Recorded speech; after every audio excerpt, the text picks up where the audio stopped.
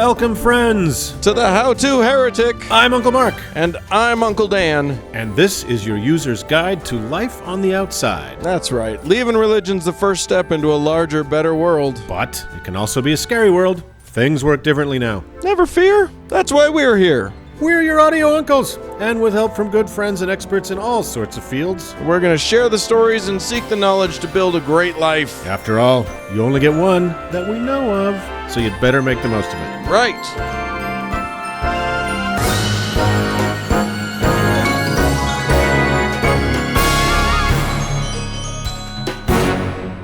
Hey, Uncle Mark.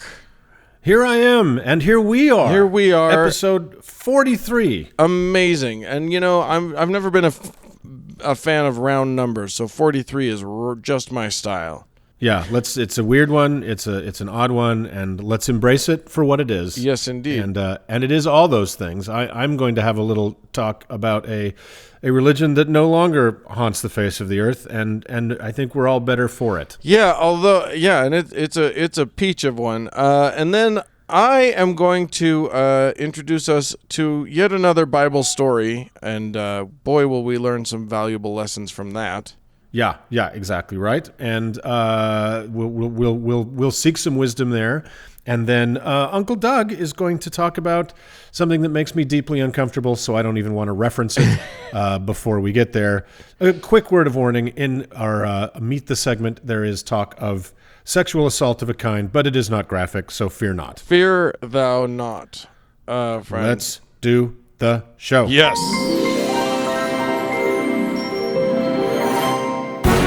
Well, gentlemen, here we are. It is a beautiful day in Utah and or Canada, depending on your perspective. I assume. Beautiful. Is it beautiful up there? Good. Unbelievable. It's the 1 week a year where you can shed your outerwear and wonder what that incredibly intense light in the sky is. Yes, I remember when I spent a summer in England. I had to tell them, you guys should try this. We at home we keep this big giant ball of nuclear fusion up in the sky. It just keeps everybody nice and toasty. You guys should look into one of those. Yeah, it's so bright it'll kill you. Yeah, don't look at it. Yeah. Don't follow Donald Trump's example. Anywho, yes. Hey, Uncle Mark, I think you're going to tell us about somebody today. Is that true?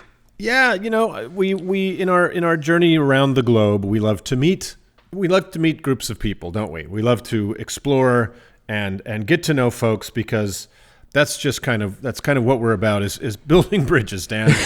That's who we are, and that's the goal. We're gonna meet a real piece of work that had a religion and that kind of got rolled up. So in today's we're going to meet the United Nuwaubian Nation of Moors. Oh, wow. Yeah, I don't know if you guys remember these guys. They were in the way that at my age I kind of remember evening news stories about the Rajneeshis in Oregon that has, of course, that were recently the world met in Wild Wild Country, right, on Netflix, and all that craziness. There was a lesser but similar kind of old memory of this group of people who also had a compound in a small town, and things just kind of came off the rails. So we're going to talk about these folks. So they went through many incarnations, but what finally became known as the Nuwaubian Nation was founded by a guy named Dwight York. Little aside, he had many more names than that, lots of aliases, and we'll get to them. Oh, sure. But born in Brooklyn in 1935, he also claimed he was born in New Jersey, and he also claimed he was born in Ghana before he claimed he was born on the 19th planet of the 19th galaxy. So, you're going to detect a pattern with this guy. So we'll get into all those patterns. So he got that involved. Pattern is progressive truths. I love that jump from New York to New Jersey to Ghana to the 19th planet. All right. Yeah. Well, baby steps until you develop the warp drive. But right. He's really amazing. He believes in evolution, just the evolution of his ideas. So right. but his ideas kind of come from a much larger umbrella, which was and still is called Pan-Africanism. Pan-African is not the Pan-African movement is not necessarily a bad thing, and usually quite the contrary. It sprung up in the 60s as a way to help rebuild black societies shattered and divided by the slave trade, and instill pride and political empowerment for the African involuntary diaspora in the Caribbean and the Americas. So its famous adherents are such people as Marcus Garvey, W.E.B. Du Bois, and Malcolm X. Right. Huh. So and the idea came from the notion that all of these slaves didn't have any. There was no documentation as to what part of Africa they came from, or like where, like they didn't have access to their actual roots. So it became a sort of celebration of all of Africa as being as being sort of their homeland. Is that right? Did I get that sort of correct? Yeah, that's kind of that's kind of like the foundation of it. Is that what they all had in common was Africanness. Right. And of course, they don't know whether they were from, Niger or Benin or, Nigeria or or now. And of course, now amazingly, a lot of black folks are able to trace that back, and that's really cool. That they're kind of a friend of mine recently did that and kind of found out his story. Or the fragments of his story. On top of the fact that a lot of those borders and boundaries were imposed on Africans by colonial powers, so you know what I mean. Like, even if it turns out you're from Ghana or whatever, that may not be the tribe. Right. You know what I mean? Precisely right. And Pan-Africanism also is it is a response not only to the horrors of the slave trade and to the dislocation that former Africans feel and that the children of Africa feel, but also a response to colonialism and its ongoing shit, right? So, white people. Exactly. We'll talk about that too. So, they had Marcus Garvey and Malcolm X and W.E.B. Du Bois, but they also had Muammar Gaddafi. So we won't let a few bad apples spoil the barrel. So the same movement that sought to deal with issues of post-colonial Africa. As well, contending with the suffering caused by minority apartheid rule in South Africa, et cetera, et cetera. So a movement that was set up to fight apartheid and work to rebuild lives and societies after the ravages of slavery and colonialism, working to bring something close to democracy to Jamaica, giving black youth around the world a sense of deep cultural identity, all good things. But a few less positive things sprung out of this reclaiming of lost identities. And like anything else, any good idea is just waiting for an asshole to come along and use it for unsavory ends. Sure. And you'll see with our new friend Dwight York, and this is fun, our new friend Dwight York, a.k.a. Malachi Z. York, a.k.a. H.E. Dr. Malachi Z. Kabina York T.M., a.k.a. Grand Mufti Divan Noble Reverend Dr. Malachi Z. York L., deep breath, a.k.a. Isa El Had El Mahdi, a.k.a. I can't even read this. Naya Malakizodok L, a.k.a. Imperial Grand Potentate Noble, Reverend Dr. Malachi Z. York, 33rd degree / 772nd degree. Okay. And all his co-religionists were some of those very assholes. Oh, my God. That was a long way. That is amazing. When was he P. Diddy? Puff. I get it all going confused. To poop when I get to the P. Diddy part. Dwight, whatever his name is, and his group fall under what the Southern Poverty Law Center call the Black Supremacy Movement. Okay. Along with the Black Israelites and the Nation of Yahweh and a few other notables, and some of those, no doubt, we're going to talk about in future episodes because they're also really fascinating. So beyond the idea of empowering and rebuilding a larger African identity after centuries of slavery and the lesser horrors that continue to this day, black supremacy goes quite a few steps further.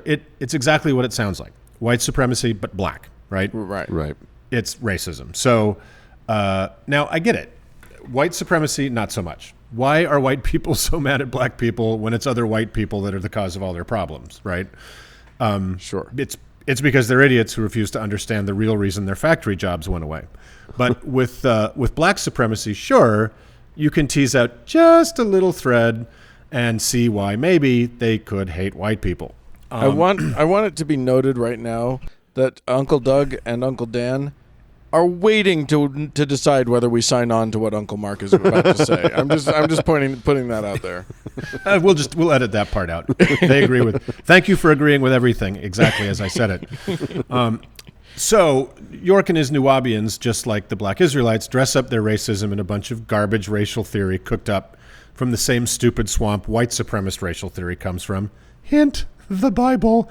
And some very, very peculiar interpretations of it that I'll get to in a sec. So at the end of the day, it's really just racism. So by 1967, York was becoming a player in the Black Power movement in Brooklyn, and there he founded a plethora of different groups. This guy in names, man, such as Holy Tabernacle Ministries, so far so good, the Ancient Order of Melchizedek, Ooh. All Eyes, spelled Eyez, on Egypt, the Egyptian Church of Charist, and he was very, very adamant about not spelling Egyptian here with a Y. It's Egiptian, so know that. Okay. The Holy Baptist Synagogue, and, of course, Lodge 19 of the Ancient and Mystic Order of Malachizodok, before eventually landing on what would be his last creation, the United Nuwaubian Nation of Moors. So York's ideas were a crude pastiche of pre- and post-Islamic African identities, specifically the polytheism of ancient Egypt with a dash of Christian magic, mostly from the Old Testament, some Jewish mysticism for good measure, Freemasonry because obviously, etc. But his crazy syncretic collage was much more than that. So Dan, you remember when we talked about syncretic ideas, yeah? Obviously. You basically take all the ideas you stole from someone else and throw them in a pot, turn up the heat until you get a stew that you can somehow call your own. But it's philosophical gumbo. It is a gumbo, and everybody's welcome, except white people. So let's let a journalist named Adam Heimlich of the New York Press, who wrote about Dwight York's, yes, hip-hop career, explain a little more about the sources of York's ever-evolving cosmology and Nuwaubian religious doctrine. And I quote, "A partial list from my notes of places I'd encountered Nuwaubian notions before includes Chariots of the Gods and the Raelian embellishments of that book, conspiracy literature, UFO literature, the human potential movement, Buddhism and New Age, astrology, theosophy, and Blavatsky, who we'll have to talk about at length another time, Leonard Jeffries and other Afrocentrics, Case, Lyndon LaRouche, alternative medicine, self-help literature, Satanism, the Atkins diet, numerology, and yoga." Glad we got Atkins in there. he just wanted to eat more meat. Come on. Yeah. And many of these York mentions by name. There are also extensive discourses on the Torah, Gospels, and Quran, as well as Rastafarianism, the Nation of Islam, and the 5% Nation. Those are also black identity groups. So, Okay. at around the point of founding the United Nuwaubian Nation of Moors, York had pretty much settled on a blend of UFO mysticism, Native American dress and animist beliefs, and Kemetism. Now, Uncle Dan, I know you're a celebrated Kemetic and could prattle on for hours on the subject, but I'll just explain a little for the good of the people so you don't go on a tear. It's kind of you. And I can be long-winded. You can go on and on about your chemetry. So Kemetism with a K is basically Egyptian neo-paganism. So if you think of your friend who has a Buddha statue and gets their tarot done and likes crystals, it's that, but for black people. So York began to rub all the other black Afrocentric identity religious leaders the wrong way in Brooklyn. Weird. So in 93, he was not a popular man among them. So in 1993, he packed up the crazy train and moved south to the unsuspecting Eatonton, Georgia, which is about 60 miles outside of Athens, where he and a few hundred followers built Tama-Re, a low-rent Luxor of foam pyramids and Egyptian statuary. And there's pictures of it online. It's kind of amazing, like how kind of small town carnival it looks. Yeah, I'll bet. I'll bet it was delightful. It's delightful. The henge from Spinal Tap. Yeah, it's got a henginess to it that's pretty charming. So for one final time, he changed his name, this time to our own Pharaoh Neter A. F. Erti Atum Re. becoming the first and maybe last Egyptian pharaoh of rural Putnam County, Georgia. Never say never. So now that he arrived at kind of his almost last stop, let's take a little dive into his beliefs. So the beliefs of the Nubian nation as it kind of settled in Georgia. He insisted that Native Americans were actually descended from black Africans who moved to that part of Pangaea that would later become North America before the continents drifted apart just a brief 200 million years ago. Also, like David Icke, who we talked about last week, he was obsessed with the Illuminati and the Bilderbergs and all those kind of classics, right? Sure. And then again, here's where his kind of racist, his amazing race theory comes into play.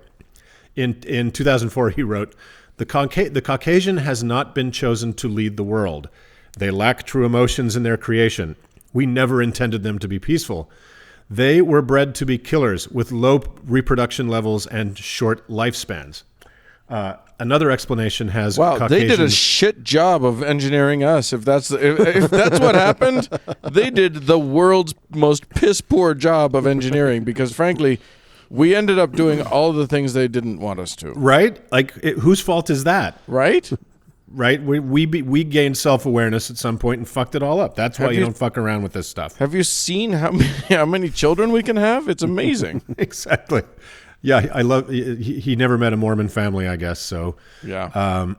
Another of his racial theories was that Caucasians descended from our old friend Cain. And, yay! He flipped it. Yes. He just took all white nationalist bullshit and just did a word search, replaced white with black. Find and replace. Added a record scratch. He just turned that frown upside down, didn't he? So, right.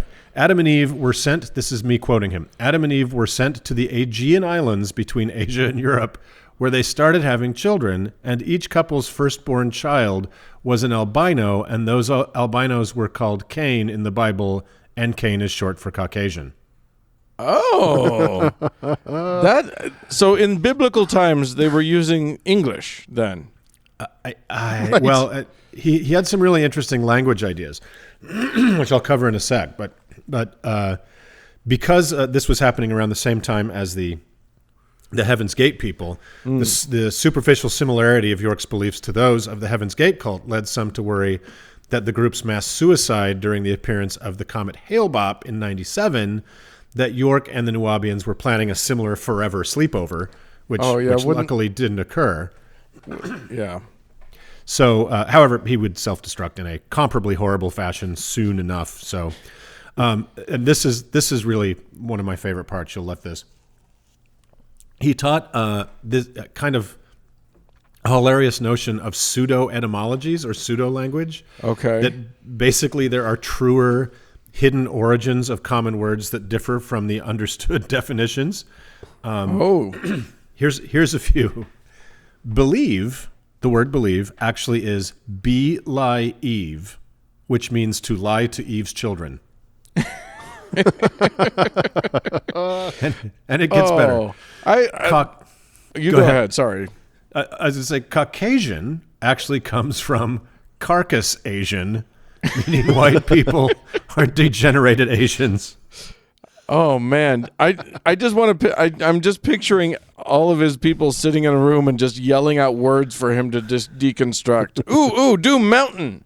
That comes from mounting 10 people. Every mountain has 10 people underneath it. So it's amazing how hidden in plain sight all this meaning is, right? Right. We could have known this all along. So, if only we had such a good interpreter.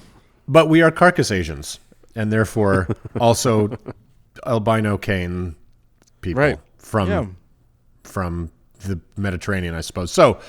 The word God, G-O-D, comes from, as he says, the Hebrew letters Gomar, Oz, and Dubar, signifying wisdom, strength, and beauty. The only problem is Hebrew does not have an O, right? And the names for G and D are Gimel and Dalet, respectively, not Gomar and Dubar. Gomar and Dubar. I remember Gomar and Dubar. That wasn't Mayberry. What was that one? I'm trying to figure out which show they were on. I think those were Saddam Hussein's nephews. weren't they? So It was two of the seven brothers for the seven brides were Gomar and Dubar. And then lastly, of course, this one is my favorite. Jesus is a combination of the words Jah and Zeus. Right. Yeah. Boo. That makes. I mean, what's good about that is that we get the jaw part in, which makes a lot of sense when you think Yeah. about it. So, amazing wordplay for a guy that was apparently not an insignificant player in the hip hop world of the 90s. And I just could not put myself through trying to find any of his music on YouTube, but apparently there are claims that he had quite a bit of influence on 90s hip hop, up to and including that the Nuwaubian belief that they were somehow Native Americans, as I explained inexplicably earlier, led to who was it? Andre 3000. Who was that band? Outkast led to that really controversial Grammys performance with Outkast when they had teepees and Native American outfits. Oh shit! That was because they were buying into his bullshit. That is what is alleged. So I don't know Wow. if there's any proof for that, but this is not a court of law, and that doesn't matter. Okay, so I have a question. Yeah. I'm pretty good with geography. I Yeah. don't know of a country called Nuwabi or Nuwabia. Oh, you're assuming that's a country? I was assuming a planet. Well, I think it comes from a Nubian. corrected. The idea of Nubians as black Africans. I see. Yeah, sure. And then he just put his little spin on that. Gotcha. So who knows what that means and who really cares? So he insisted, getting back to the less fun stuff here, he insisted that the family unit, of course, like most cult leaders and religious leaders, is the building block of society. But on his compound, he kept couples separated from each other, and even their children separated them for months at a time. That's called foreshadowing. And couples were only allowed any intimate contact, maybe once every 3 months if they were in his favor or at all. So I'll bet they could fellas, contact him if he thought they were sexy. Yeah. So, fellas, with all that amazing shit going on, how in the world did this paradise of reason and sanity come to an end, do you think? I'm gonna guess that we're talking a bang, not a whimper. Right, if the Yeah. pattern holds. Whatever the pattern, whatever you're thinking, you're right. So somebody sent an anonymous letter to the county authorities alleging widespread child abuse in the membership.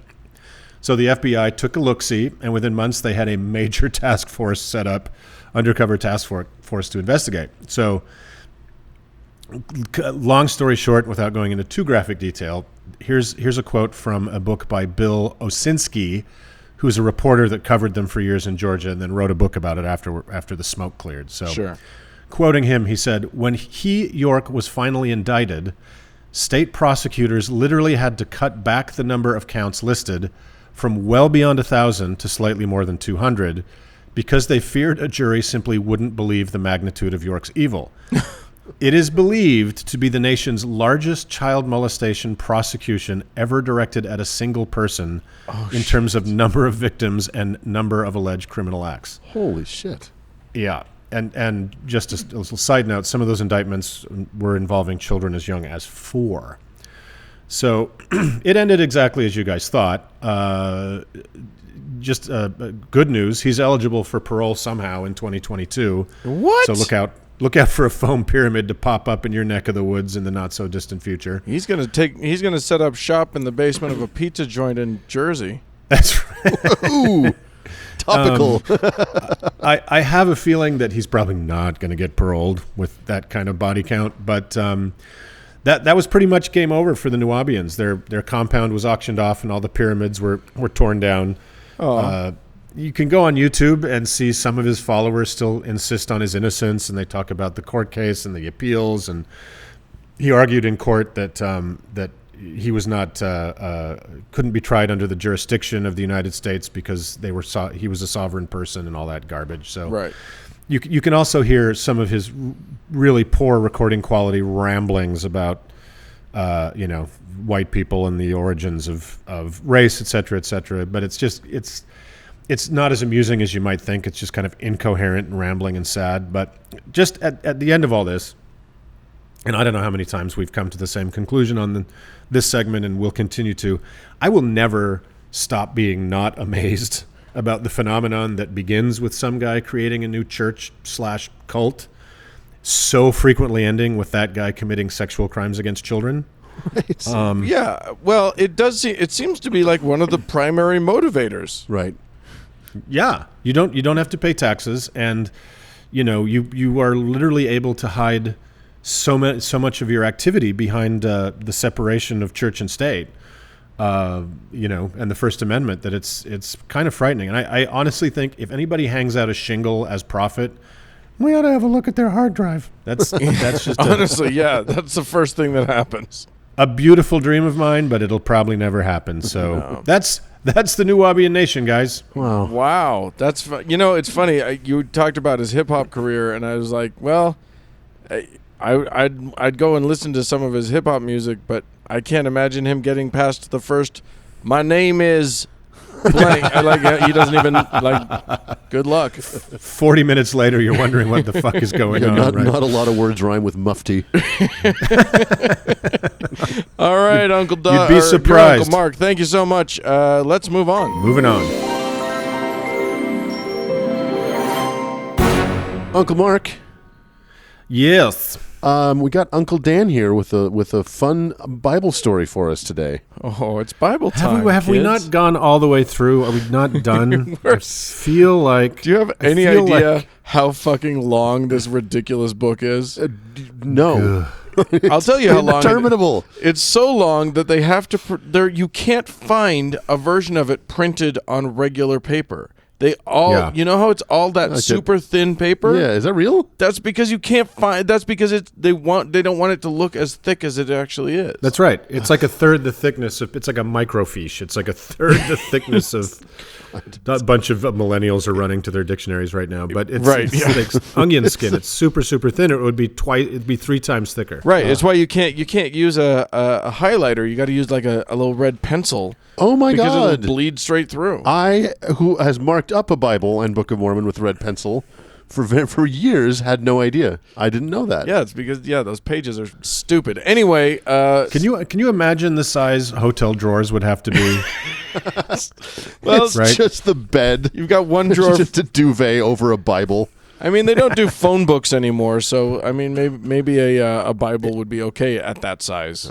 Yeah, it's like you can actually buy a family Bible. You know, the big one that you used to have in the living room that had pictures in it, Yeah. on the little stand. But it's bigger than a phone book.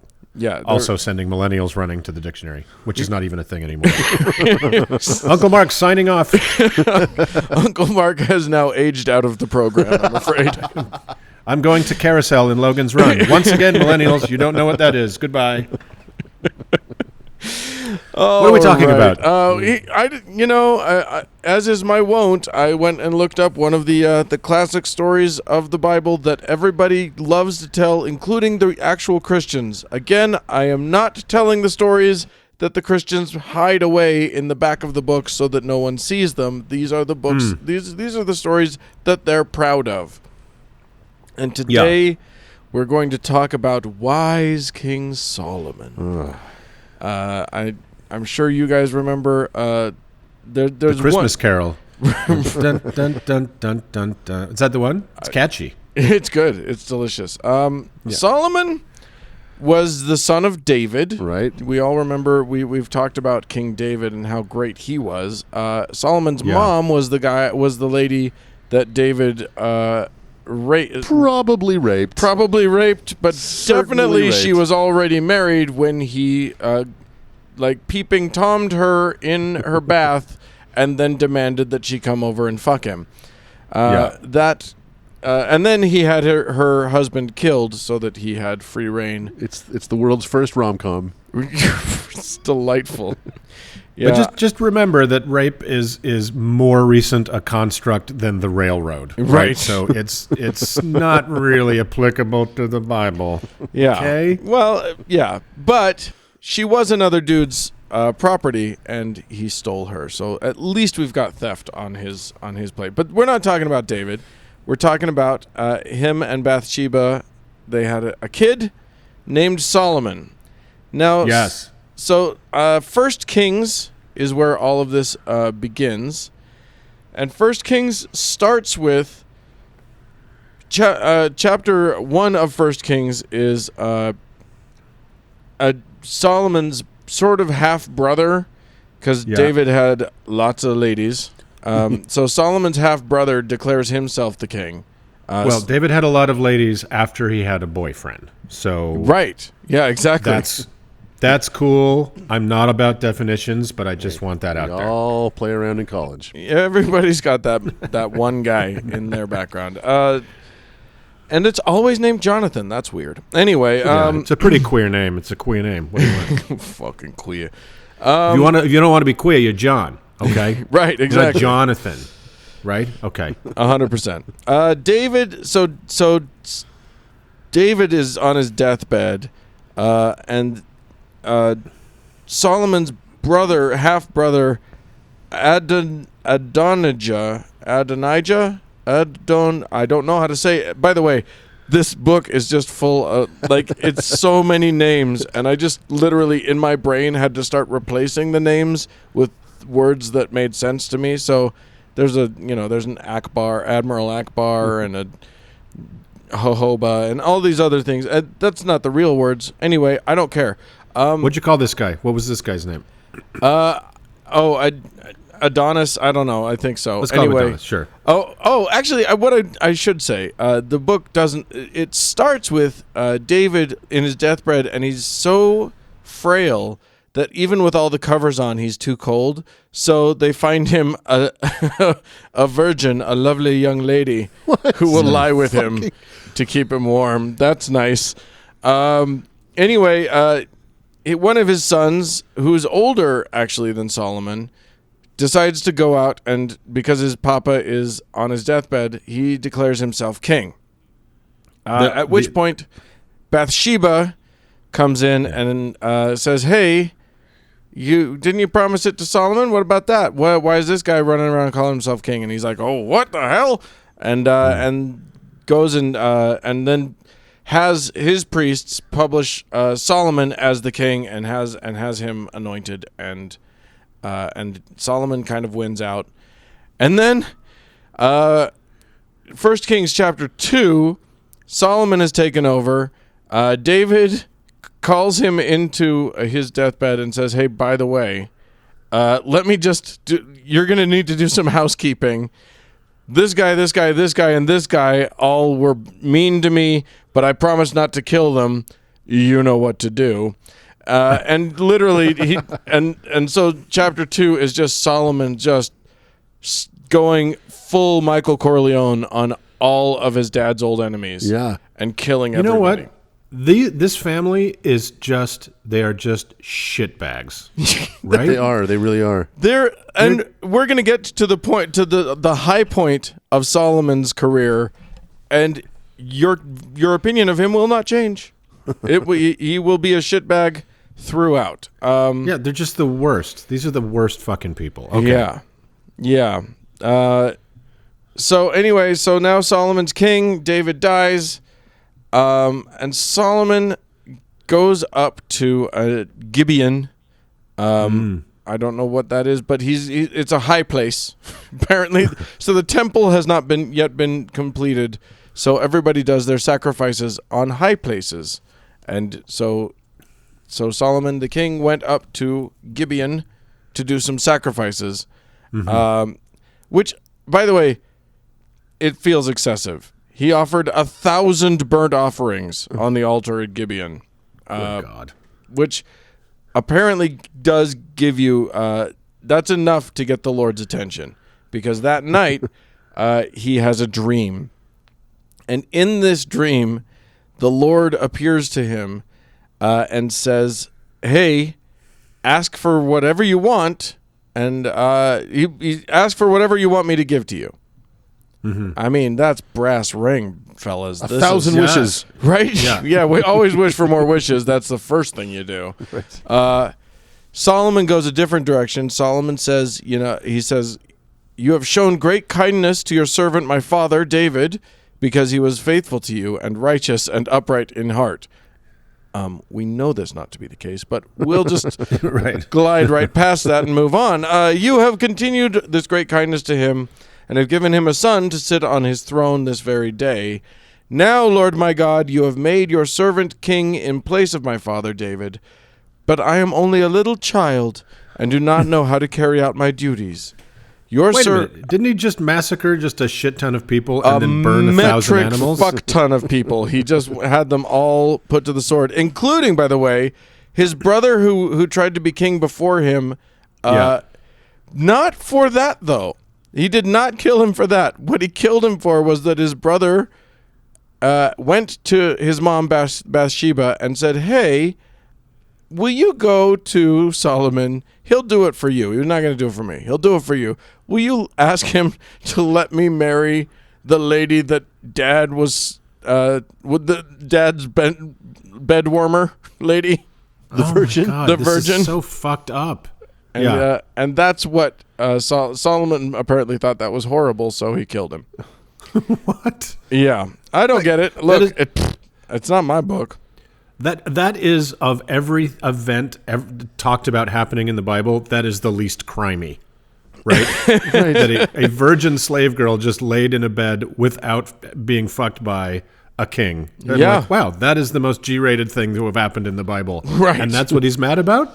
Well, I mean, what he's mad about is that is that then his brother wants to do actual biblical things with her. So, But he. Yeah, baby. We're just. It's a throwaway part of the story. yeah, oh yeah, He murdered his own brother. yeah, And we're just moving on. yeah, absolutely. Right? Like, it's not disqualifying. It's not the end of the story for this guy. It's like, no, it's good. We're fine. Just is his half the brother? wisdom of King Solomon. Well, he's not wise yet. let me be clear. We're in the middle of that conversation. But I really do like this part of the story where he killed his brother. It's starting to grow on me. I know. Okay, I keep signing off again. Bye, kids. I'm just looking for some Bible kind of consistency here, and I know that makes me insane.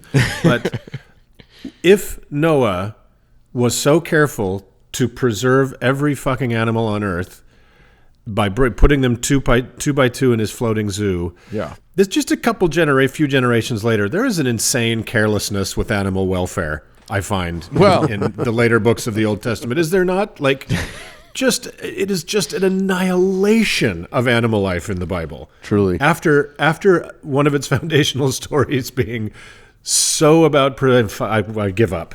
I give up. Do give up. Do. right. Absolutely. Everyone despair, all ye who enter here. We're going to keep going. Solomon is talking to God, you'll recall, and God has said, I'll give you whatever you want.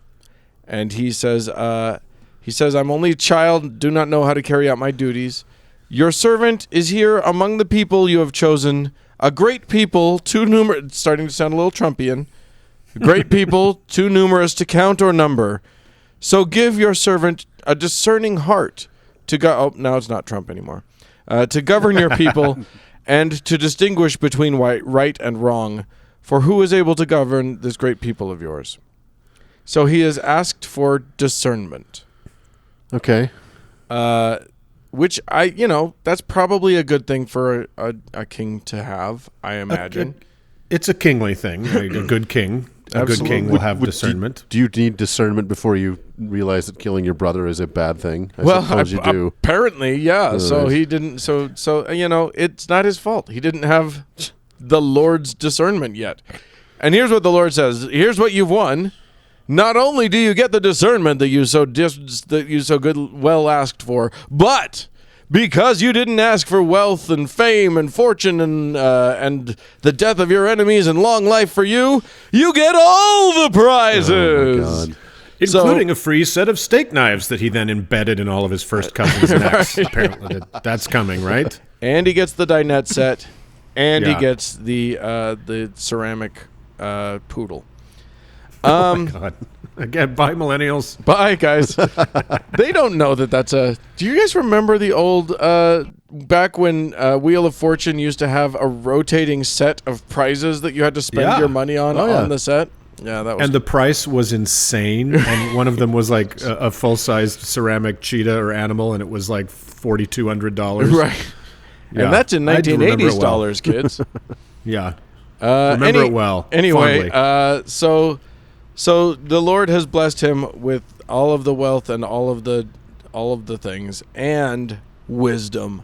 He is now super duper wise, you guys, which leads us to the famous story that we all think we know, and we, for the most part, we do.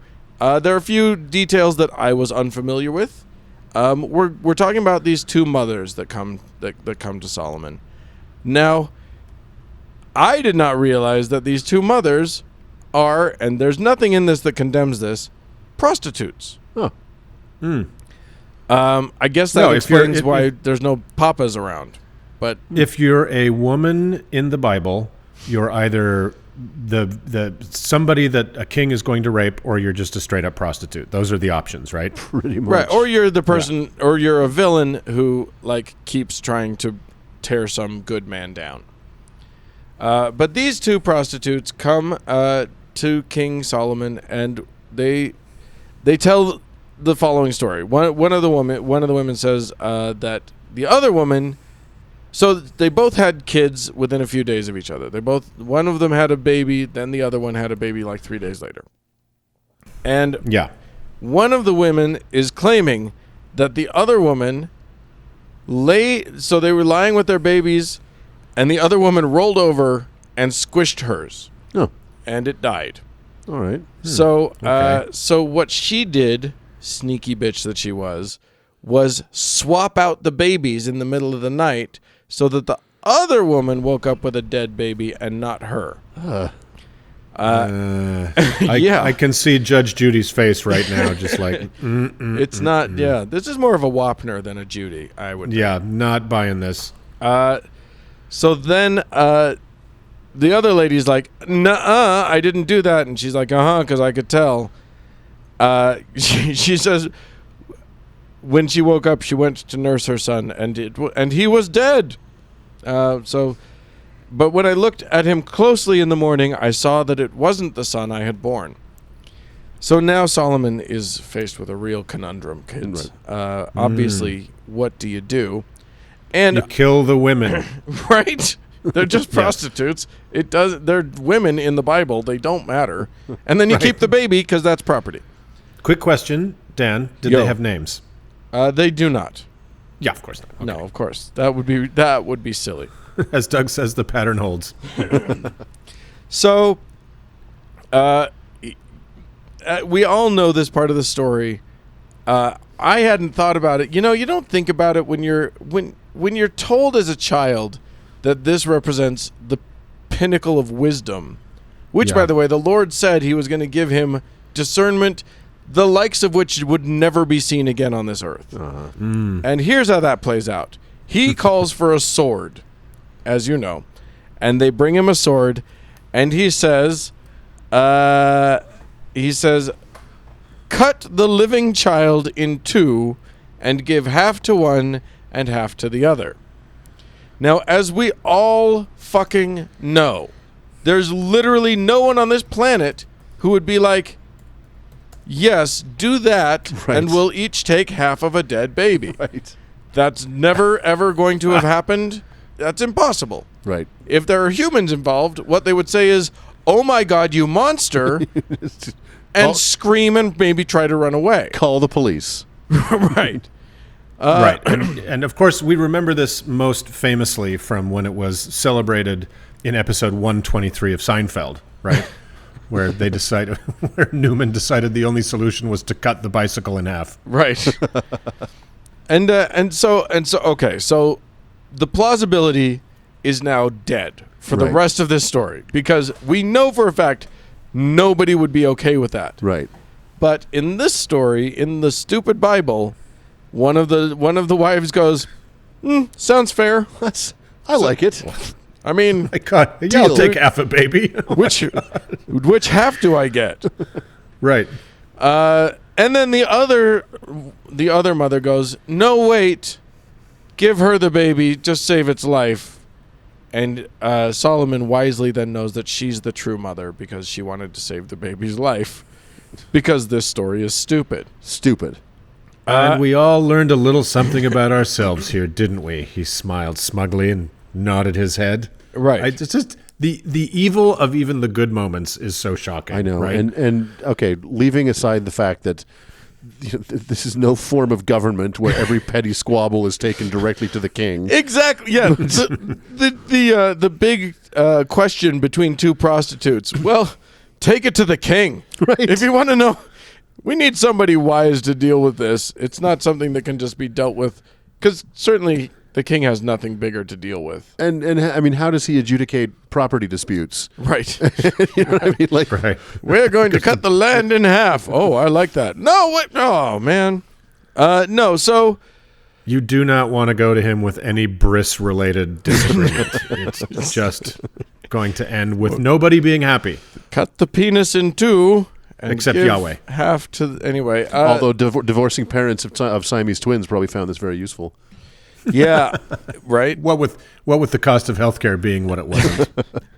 So when I'll give you the last verse of 1 Kings chapter 3.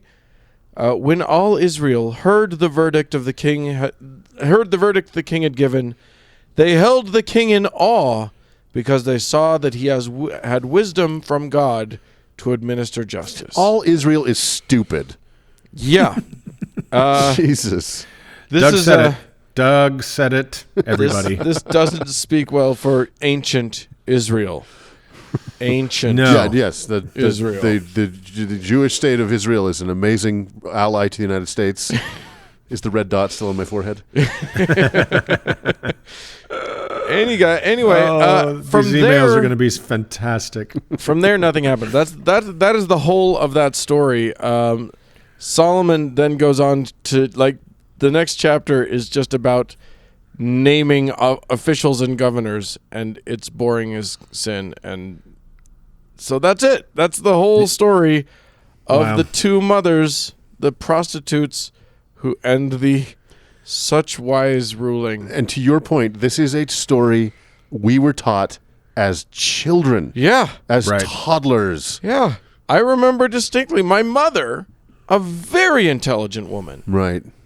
telling me this story of this wisdom. Wow. And now when I think about it, I'm like, no. It's a horror story. These are both mothers, of whom want a child, and one of them, her answer is, yeah, that sounds fair. Yeah, I get the top half, yeah?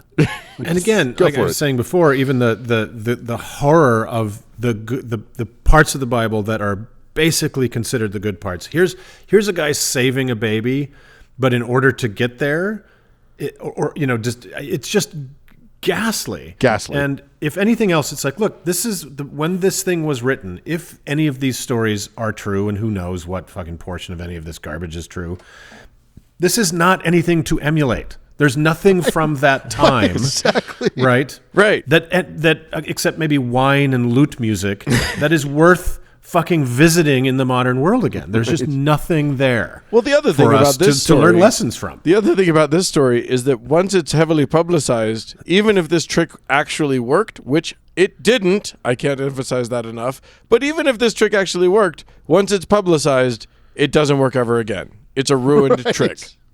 Everybody Right. everybody now knows the correct answer. Exactly. So there you go. The wisdom of Solomon, gentlemen. Enjoy your Bible.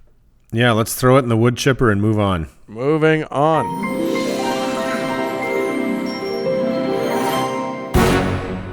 You know, there are bad people, there are good people, and there are great people. Indeed, all of those categories exist in the world. Yes, that is the human spectrum, but we don't give a shit about two of them. We just want to talk about the great people, and those are the patrons of this Yes, show. the people who listen to this show find it worthy, at least to some extent, and they go to howtoheretic.com, click on the Patreon thing, and they become patrons. They like the Medici of old. They become people who pay for their content. That's right. And that certainly is a tricky comparison, but let's just stick with it for now. Yes, the Medici. They were among the world's great people. Absolutely. But you you can join their ranks, and Dan is going to extol and write the names of these Medicis in the stars. Yes, indeed. So we got just a few people to thank this week. Judith, Mike, and Sam are all of our this week's big winners. Who they get the Cupid doll. They get the I'm not sure what they get. They get to live in a palace in Venice. That's nice. That's a nice thing. And they get some of them get early access to our show, which is fun. They're Monday people now, not Dirty Wednesday, people. So that's good. Yeah. And that's the filthy Irish Wednesday people down in Steerage. and they get their the undying and eternal gratitude of their favorite uncles. So thank you guys so much. And our very soon to come listener patron only content. Yes, that is a thing, especially once Mark gets back into back stateside and gets to join us in the post-apocalyptic hellscape that is these United States. We'll be able to record some stuff just for our patrons, and that's going to start happening ASAP. Yeah. Once I am back under his eye, we'll make some fun stuff. And even if you don't have the money to be a Monday person, you'd sure be you could kind of be a Tuesday person, I guess, if you just go to any of the Pod Blasters iTunes, give us a 5-star rating. Mostly that just helps the word get out on the pod, and more people who could use some yucks can get some yucks. So do that for us, and we'll love you forever. Yuck. Let's move on.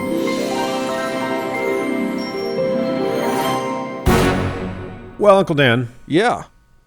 We have once again invited our special raconteur, Uncle Doug, to join us, and I have a feeling this is not going to be pleasant for any of us. This is I'm very uncomfortable already. Well, and here's what you do: take something round and smooth, Yeah. throw it up inside of you. Put it in your poos. And we're all gonna learn some stuff from Uncle Doug. Uncle Doug, what do you got for us? Today in our Watch Out for Woo segment, I have basically woo that has been enriched in a North Korean centrifuge. This is Gwyneth Paltrow's health and wellness woo emporium called Goop, Goop. Goop. Now, I know you thought the worst thing that Gwyneth Paltrow ever did was star in Shakespeare in Love, which took the Oscar for Best Picture in 1998 away from such movies as Saving Private Ryan and The Thin Red Line.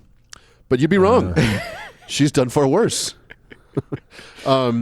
She started, so Gwyneth Paltrow, just so we know, Goop, the term Goop, the name Goop, is it takes her initials, G and P, and it forms it into a word that she says, quote, means nothing and could mean anything. Now, oh, how clever she is! This whole thing. Oh my God, she the whole thing right there. She just gave away the game. And she does frequently. The thing is, there's repeated occasions where she kind of lets the cards down about how fucking stupid this all is. But she's making so much money, which we'll get to. All right, so Goop started in 2008 as a pet project, a health and wellness brand email newsletter with such tight. I mean, it was recipes and other bullshit, but pretty innocuous. They had some articles called Police Your Thoughts, for example. One was Eliminate White Foods. Eliminate I tried to look it up, and I couldn't find it. I don't know if it's a racist thing or if just it was means it doesn't have any spice, and it's I think it's for sure a racist thing, and it means casseroles. They're targeting, food is political, and they're targeting us, and I don't care for it. What would I do without casseroles?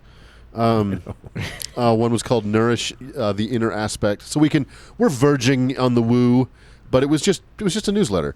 And then I guess when she said, that's foreshadowing again. When she says nourish the inner aspect, she's saying feed an egg to your vagina. She's not saying that yet. Once someone explained to her the meaning of a fool and their money are soon parted, she opened an online shop in 2012, and in that first year, the online shop made $1.5 million. Wow. And it's basically doubled its sales every year since then. So exponential growth. Wait, what year was that? 2012. She didn't start this till 2012. Oh, my God. And now it's off the charts. Crazy money. Off the charts. And, she fully kind of leans into this bullshit. In 2015, She advocated for a spa treatment referred to as vaginal steaming. Oh no, That that's that what doesn't doctors sound call like. a genital scald. Yeah, I was going to say, don't do it at home. Don't ask me how I know Don't do it at all. Don't do it at all is the correct answer. That's right. You sit on what is essentially a mini throne, and a combination of infrared and mugwort steam cleanses your uterus. Infrared. That doesn't mean anything. It doesn't mean any. Infrared and mugwort steam. Does she sell the throne? She advocated the treatment. I don't know if she sold a throne or not, but as we'll get to in a minute, And do they ship to Canada? they basically sell everything. Now, Now, is this all geared at the ladies? there's a men's section, but it's funny because it's very much geared towards the ladies. There's a specific men's section, but all it is the least feminine pieces of the rest of the empire, Right. Kind of crammed in here, like. Just- Yeah, you want some face cream? I mean, Look, I guess a man could use this. I don't Right. know. Look, I know that Melania Trump has this whole no cyberbullying thing, but I'm just going to say this: if I meet and I'm a gay man, if I meet a man that is using any of this goop stuff, I'm going to beat his ass. I'm going to slap the shit out of him. So just know please that. wait until we're there. Exactly. Yeah. So let's fag bashing. let's talk about some of this. Okay, obviously, by the way, gynecologists are not fans of vaginal steaming. Yeah. Really? Yeah, surprisingly. That's so surprising. Amongst the products that are sold on the website, and the quantity of bullshit that's sold on this website is alarming. You're not here, Uncle Mark, but Uncle Dan, I'm showing the website the category list. Yeah, that's just the categories. Yeah, It's not even. Exactly, and it's everything from beauty products to bags to shoes to books, and I mean, it's the whole. Is there a gamut. category that's just what to put up your poos? Is that one of the categories? Up your poos. Up your poos. Up your poos. So amongst What the would be products great? are what's here's that? here's how they should. Sorry to interrupt. Here's how they should show what's available to put up your poos. It should all just be in X-ray form, right? It should all just be things that cannot be retrieved, and so you need a little professional help to get them out. Yeah. Okay, so there is just a whole slew of shit product. Everything on the website is fucking idiot. There's a replenishing night cream for $140. It's sold out, I'm sorry to say. Oh, darn it. Active botanical serum for $185. And this is from the website. This is a skin transforming oil. Thanks to an infusion of 22 of the world's most active organic botanicals mixed with powerful essential oils. Yeah. That is woo, woo, woo. You know what's an active botanical? I don't know. Poison ivy. You know, the truth is that, like, most lotions and whatever are just sort of oily, whatever. A lot of the skincare stuff could just be very fine for the skin. It could be nice. It could be. It's possible, sure. But I'm sure that she has... The problem is that the claims are, that these are all going to be miracles. That these are all going to solve all of your problems. And Goop has found itself in legal trouble more than once because of these claims. right. So amongst others, there's a hyaluronic serum for $300. There's Uncle Dan, you're gonna love this one. There is the Goop medicine bag for $85. Quote. Inspired by the shaman's medicine bag from various indigenous traditions. Shut up. Traditions, sorry. Native transitions. Wait, That's does another it- segment. Is it leather? Does it actually have like a pouch? It's a pouch. This Goop exclusive pouch holds magically charged stones, citrine, clear quartz, black obsidian, rose quartz, amethyst, lapis lazuli, cornelian, and chrysocolla, also known as the goddess stone. It is a bag of fucking rocks. A bag of rocks. For $85. Yes. And then And are they small rocks? Because I don't think I can get all that whole bag up my vagina at once. these are not the rocks for your poos, Mark. These are a little jagged. But you know what? All right. Try anyway. Who knows? I'm not saying I'm not going to try it. Get that goddess up there. Who knows what'll happen? Yeah. And then Uncle Dan, this is for you too. There are a series of water bottles the smoky quartz, the amethyst bottle. Quote for $80, $80 This gorgeous water bottle is made with smoky quartz crystal to infuse the water with positive energy. Nope. And- Okay. I Wait, hate what her. the fuck is it made of? Uncle Mark, you can't see this. It is a water bottle It is with a crystal in it. Plastic bottle with like sort of obelisk shaped crystal In it sort of projecting up into your water. for $80. And of course, Uncle Mark. Oh shit! I forgot. There's also a between the sheets section. Ooh. This is. I'm out. I'm out. No. Get back in here. You're going to love it. Among other things, there's Benwa balls, which I didn't know about. Benwa balls are a thing, yeah. Strengthen your Kegels and have a better orgasm all at once. Okay, yeah. Any guess on the cost of the Benwa balls? What are they made of?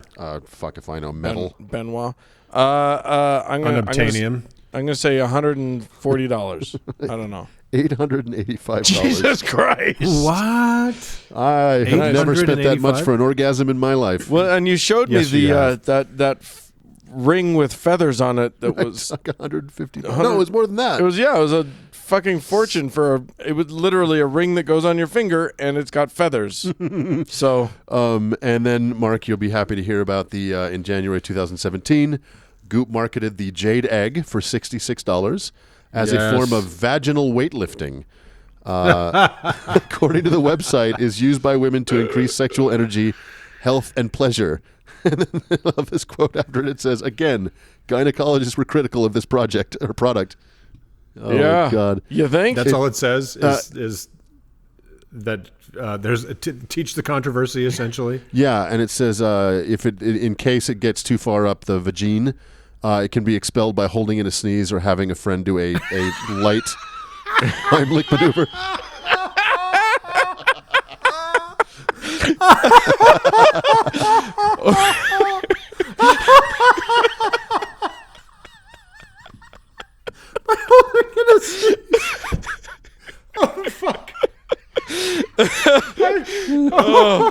Turn in case of What if you're emergency. in an elevator? Or Turn upside down, do a headstand, and have someone kick you in the face.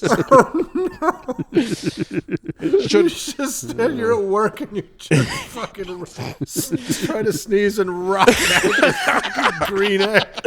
I'm just sitting here I would imagining. call the Ghostbusters. Oh my god! I'm just imagining some kid being at home and suddenly his mom goes, and out comes an egg. What Mom! will that do to Mom, his you view laid of an human egg! reproduction? That's amazing. I feel fine. Oh, so it came out. A laughing spell is another way to get it out. Yeah, Yep. exactly. Just read the instructions, not and it an might egg. be enough to get it out of you. That's not an egg, guys. I got to go to the bathroom. They've sold products that they claimed were made of materials that NASA uses in their the the biometer on your body as you're an astronaut, and then Sure. they had to apologize because, of course, they didn't use that material. They advocated coffee enemas, Oh my God. which don't knock it till you try it, but Or do. That Yeah. sounds that look, putting food in any hole in your body that isn't your mouth is going to be a bad idea. That's just never an okay thing to do. I don't know. Ray Comfort has that whole thing about the banana, Dan. It is the atheist's worst nightmare. And if his name is Comfort, it's got to feel Yeah. good. So you go, if you've got nothing better to do in your life, you go to this website. The quantity of shit that is for sale and the prices are unbelievable. I mean, it's got more fucking items on it than eBay. Well, I mean, I think the key here is that if you're starting any kind of absolutely idiotic woo-woo type of business, aim it squarely at wealthy, bored white women, Agreed. Yeah. and you're going to win. Agreed. You will do Make it well. something.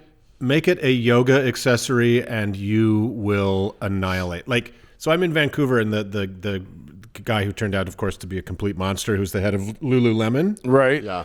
right? He bought, like, in one of the nicest neighborhoods here, he bought like 3 adjacent lots that are like $1 billion a piece and built this giant ass house right across the 3 lots, right?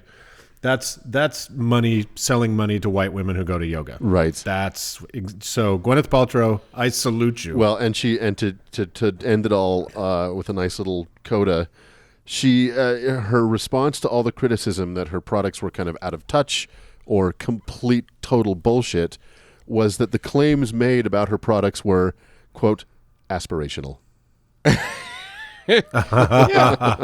She's actually good. She's actually, like, I have thought she's a certainly a solid actress and seems like a fun person, but I'm pretty impressed. Like, she's the white Oprah, but of just even daffier claptrap, right? Well, here's what I've gone onto the website now. I'm on goop.com. I'm looking at it. I'm looking. So I went to the spirituality section, which is lovely. It's got a segment on near-death experiences. What is mediumship? Tarot cards, energy healing, how to use your intuition. It's got all the things. Practicing gratitude, that's just saying thank you. They've got a whole section on saying thank you. And then of course on the sidebar are all of the things that you can buy, including but not limited to sun potion. No, don't tell me where that goes. I don't know what it is, but there it is. Lather up your jade egg in the sun potion before you put it up your poos. How many times do I have to say it? It's so that you get a nice rich tan inside there. Wow. So we could do. I mean, that we could dedicate the rest of the every episode of this podcast forever. We're going to do a spin-off show called the Goop Hour, and it'll just be us exploring this website. Just reading items off the website. It just goes on forever. It does, doesn't it? It's unbelievable. It's quite an amazing thing, and lots of articles that will lead you down terrible roads. Wow. I love how many of their articles end in a question mark because they can't actually make a declare. The end of Hangovers? Maybe. Wait. Our what? own thing. Yeah, no. Forward me that article. Yeah, I will. Send me the link real quick. What can baby teeth tell us about autism and heavy metals? Holy shit. That's a pretty impressive headline right there. Is that like teeth that are still in a baby or just like a bag of baby teeth that you like shake out like what is it, Sinkei or whatever it is? like throwing bones or reading tea leaves. Exactly. I am not putting baby teeth in my vagina. Not again. I'm done. That was a stupid idea. Put baby teeth in your poos once, shame on me. I thought this fraternity was a good idea, but at the end of that week, I was like, I'm out of here. Well, that is wonderful, and I have to say, congratulations to Gwyneth Paltrow. She is clearly, and she clearly understands Americans at where they are. Yeah, go there if you want to the website, listeners, and just sort of knock around, have some fun. Just probably don't buy anything. Yeah, if it's a choice between buying something on Goop and being a patron of this show, get yourself a jade egg. All right. Well, I cannot stand any more of this conversation, so let's move on. Moving on.